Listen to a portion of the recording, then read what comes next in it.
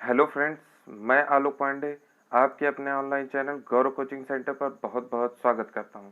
ये हमारी current affair की सीरीज़ है। हम पहले थ्योरी पढ़ते हैं, फिर उससे रिलेटेड एग्जाम्स में बनने वाले क्वेश्चंस को डिस्कस करते हैं। ये सीरीज़ डेली आपको मॉर्निंग में 8:30 बजे मिलेगी। ये सभी क्वेश्चंस मोस्ट इम्पॉर्टेंट हैं जो आपके एग्ज़ाम्स में आ सकते हैं। ऐसे ही इम्पोर्टेंट वीडियोस के लिए हमारे चैनल को सब्सक्राइब, लाइक और शेयर जरूर करें। साथ ही साथ बेल आइकन को दबाना न भूलें। ओके फ्रेंड्स, तो सबसे पहले हम कल के जो रिवीजन के लिए हमने क्वेश्चंस दिए थे उसको डिस्कस कर लेते हैं, फिर आगे चलेंगे आज के करंट अफेयर पे। हाल ही में 71वें गणतंत्र दिवस परेड में, तो यहाँ पे एक और पॉइंट नोट करने वाले ये है कि जो ये गणतंत्र दिवस आपका मनाया गया है ये 71वां है। सीरीज भी कभी कभी पूछ लेता है। तो 71वें गणतंत्र दिवस परेड में किस राज्य की झांकी ने प्रथम पुरस्कार जीता था? तो असम राज्य की झांकी ने जीता था। सेकंड क्वेश्चन था हमारा, हाल ही में 2020 के राष्ट्रीय खेलों के शुभंकर का अनावरण कहाँ किया गया है? तो गोवा में किया गया है। इस बार के शुभंकर का नाम रूबिकुला है, हिंदी में कलगी बुलबुल है। यह गोवा का राज्य पक्षी है। हर वर्ष 19 दिसंबर को गोवा लिबरेशन दिवस मनाया जाता है। गोवा स्थापना दिवस 23 मई को मनाया जाता है। आप जानते हैं कि सबसे बाद में स्वतंत्र होने वाला राज्य गोवा ही है। चलिए आगे बढ़ते हैं। हाल ही में हितेश चंद्र अवस्थी को किस राज्य का अंतरिम पुलिस महानिदेशक नियुक्त किया गया? तो ये उत्तर प्रदेश के अंतरिम पुलिस महानिदेशक नियुक्त हुए हैं। चलिए आगे बढ़ते हैं। हाल ही में किसने आधिकारिक तौर पर यूरोपीय संघ की सदस्यता छोड़ दी थी? तो ये ब्रिटेन ने छोड़ दी है और यूरोपीय संघ का मुख्यालय कहाँ है? ब्रुसेल्स में है। नेक्स्ट क्वेश्चन था हमारा, हाल ही में 3 दिवसीय नर्मदा महोत्सव, देखिए ये महोत्सव बहुत ही इंपॉर्टेंट है क्योंकि एग्जाम से ये बार बार पूछे जा रहे हैं। तो नर्मदा महोत्सव कहाँ पे शुरू हुआ? तो ये मध्य प्रदेश में शुरू हुआ था। चलिए आगे बढ़ते हैं आज के करंट अफेयर के लिए। फ्रेंड्स, जो ये करंट अफेयर सीरीज हमारे तरफ से आपको दी जाती है इसको आप बार बार रिवाइज जरूर करें। चलिए आगे बढ़ते हैं।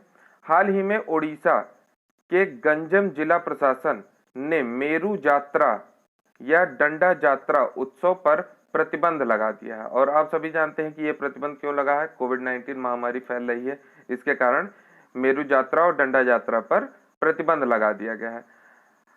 अब इससे यहाँ की सबसे अधिक पट्टचित्रा जो यहाँ की पेंटिंग है उनकी बिक्री पर बहुत अधिक प्रभाव पड़ेगा क्योंकि ये उत्सव जब यात्रा होती थी तो यहाँ की ये पेंटिंग बहुत ज्यादा बिकती थी। अच्छा, ये पेंटिंग क्यों इंपॉर्टेंट है? क्योंकि इसे जीआई टैग मिल चुका है।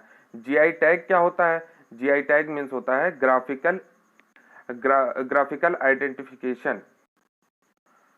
तो जीआई टैग, अब सबसे पहली बात आप कमेंट में आंसर करेंगे कि जीआई टैग सबसे पहले कब दिया गया था? सबसे पहला जीआई टैग जो दिया गया था वो दार्जिलिंग की चाय को दिया गया था। चलिए इससे रिलेटेड आपका जैसे यहाँ पे कोई उत्सव आया है तो दो उत्सव की हम और बात कर लेते हैं। पंजाब में बैसाखी मनाया जाता है, ये भी पूछ लिया जाता है कि बैसाखी उत्सव कहाँ पे मनाया जाता है? तो ये पंजाब का बहुत ही प्रसिद्ध त्योहार है। असम में बिहू नृत्य होता है। बिहू नृत्य एग्जाम्स में बार बार पूछे गए हैं। चलिए आगे बढ़ते हैं। झारखंड सरकार ने राज्य ग्रामीण आजीविका मिशन के तहत दीदी हेल्पलाइन योजना शुरू की है। इसमें महिलाओं को स्वयं सहायता समूहों से जोड़ा जाएगा जिससे वो रोजगार पा सकें। चलिए आगे बढ़ते हैं। भारत सरकार ने कोविड-19 महामारी से बचाव के लिए पूरे भारत में 20 लाख किराने की दुकानों को आपस में जोड़ते हुए दैनिक आवश्यक वस्तुओं की आपूर्ति के लिए सुरक्षा दुकानें स्थापित की हैं। यह योजना ग्राहक मामले के मंत्रालय से संबंधित है।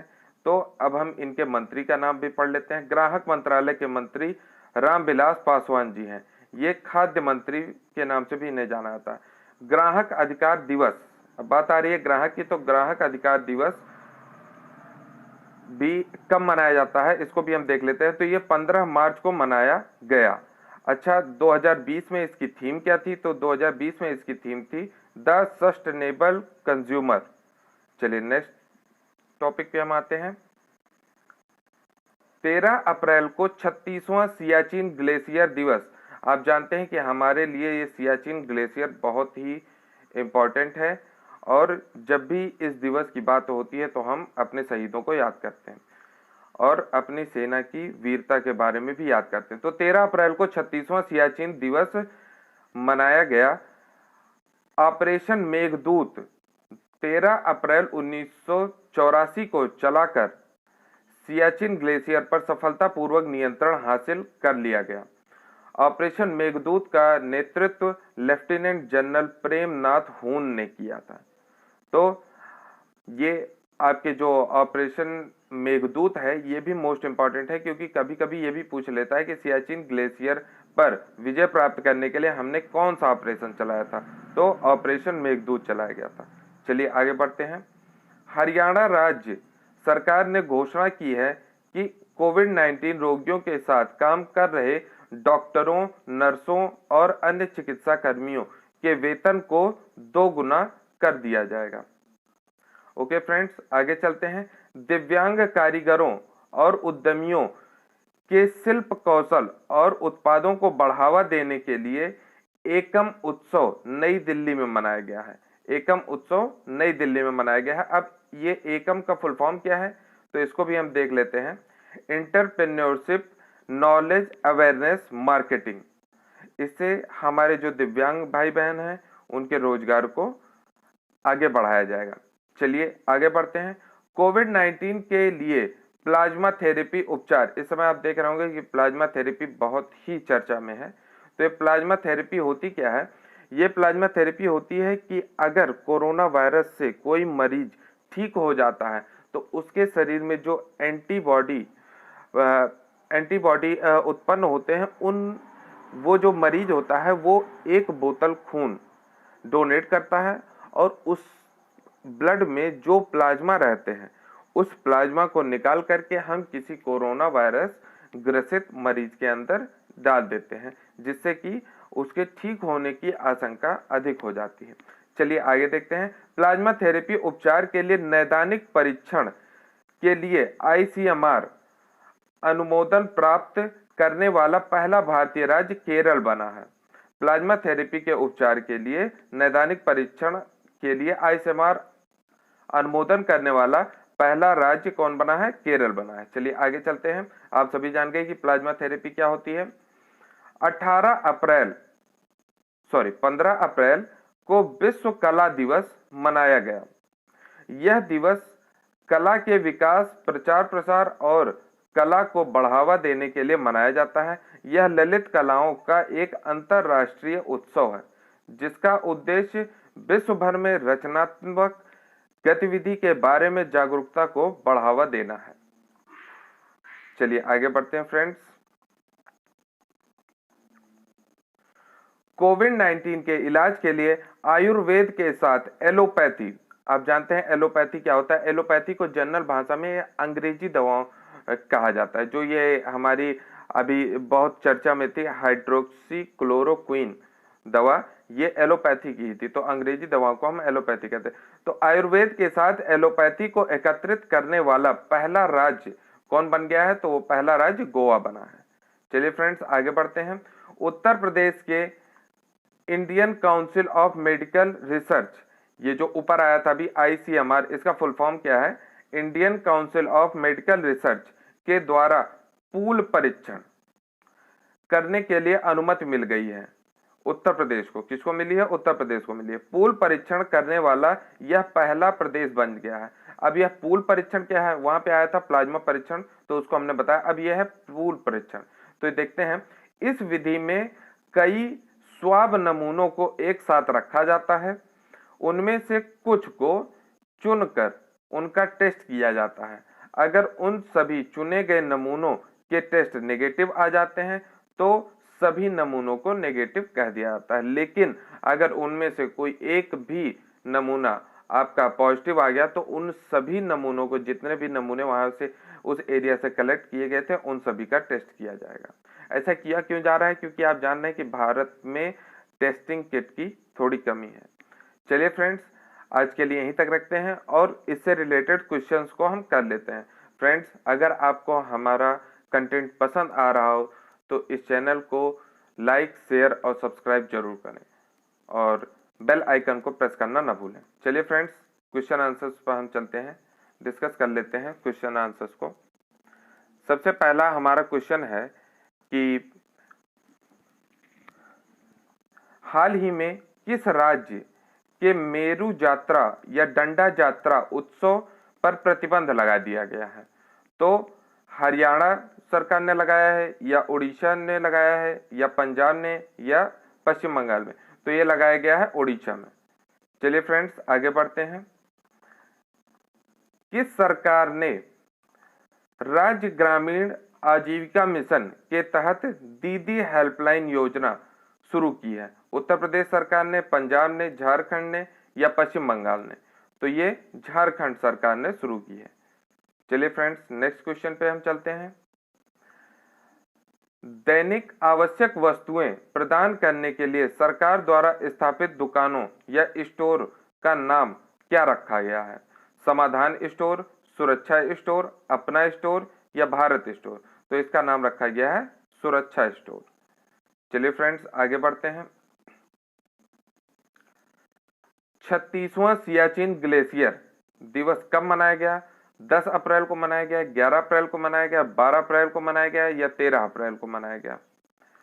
तो फ्रेंड्स, ये आपका 13 अप्रैल को मनाया गया है। चलिए फ्रेंड्स, नेक्स्ट क्वेश्चन पे हम चलते हैं। किस राज्य सरकार ने घोषणा की कि कोविड-19 रोगियों के साथ काम कर रहे डॉक्टरों, नर्सों और अन्य चिकित्सा कर्मियों के वेतन को 2 गुना कर दिया जाएगा? तो ये पंजाब सरकार ने की, उत्तर प्रदेश सरकार ने की, मध्य प्रदेश सरकार ने की, या हरियाणा सरकार ने की? तो ये अनाउंसमेंट हरियाणा सरकार ने की है।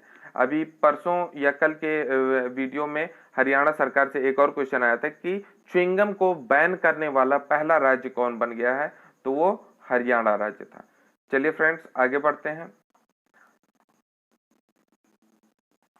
दिव्यांग कारीगरों और उद्यमियों के शिल्प कौशल और उत्पादों को बढ़ावा देने के लिए एकम उत्सव कहां मनाया गया है? उत्तर प्रदेश में, दिल्ली में, पंजाब में, या उपरोक्त में से कोई नहीं? तो ये एकम उत्सव दिल्ली में मनाया गया है। चलिए फ्रेंड्स, आगे बढ़ते हैं।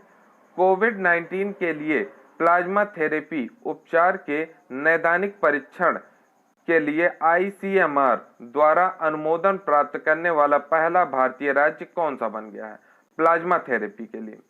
हरियाणा बना है, केरल बना है, पंजाब बना है, या उत्तर प्रदेश बना है? तो ये केरल राज्य बना है। चलिए फ्रेंड्स, आगे बढ़ते हैं। विश्व कला दिवस कब मनाया गया? 13 अप्रैल, 14 अप्रैल, 15 अप्रैल, 16 अप्रैल? तो विश्व कला दिवस मनाया गया आपका 15 अप्रैल को। चलिए फ्रेंड्स, आगे बढ़ते हैं। कोविड-19 के इलाज के लिए आयुर्वेद के साथ एलोपैथी को एकत्रित करने वाला पहला राज्य कौन सा बन गया है? हरियाणा, गोवा, उत्तर प्रदेश, या मध्य प्रदेश? तो आयुर्वेद के साथ एलोपैथी को एकत्रित करने वाला पहला राज्य आपका गोवा बन गया है। चलिए फ्रेंड्स, नेक्स्ट क्वेश्चन पे हम चलते हैं। किस राज्य को Indian council of medical research के द्वारा पूल परीक्षण करने की अनुमति मिल गई है? पंजाब, उत्तर प्रदेश, मध्य प्रदेश, या हरियाणा? तो ये उत्तर प्रदेश को मिल गई है। चलिए फ्रेंड्स, हम यहाँ तक आज का हमारा करंट अफेयर था। फिर मैं आपको कुछ रिवीजन के लिए क्वेश्चंस दिए जा रहा हूँ। फ्रेंड्स, एक बार मैं फिर से कह रहा हूँ कि आप सभी को अगर हमारा कंटेंट पसंद आ रहा है तो आप इस चैनल को सब्सक्राइब और ज़्यादा से ज़्यादा शेयर जरूर करें। ओके फ्रेंड्स, कल जो आप आंसर्स करेंगे उसको हम एक बार देख लेते हैं। हाल ही में भारत की पहली महिला पेशेवर फुटबॉलर कौन बनी है। दूसरा क्वेश्चन है आपके लिए, हाल ही में अटलांटिक महासागर तैर कर पार करने वाली पहली बधिर महिला कौन बनी है। नेक्स्ट क्वेश्चन है, हाल ही में किसने कोरोना वायरस के लिए SOS अलर्ट लॉन्च किया है। और नेक्स्ट क्वेश्चन है, हुनर हाट पहल का आयोजन कहाँ किया गया। और कल के रिवीजन के लिए लास्ट क्वेश्चन है, भारत की लक्ष्मी किसे चुना गया है। चलिए फ्रेंड्स, आज यहीं तक रखते हैं। Thank you for watching this video.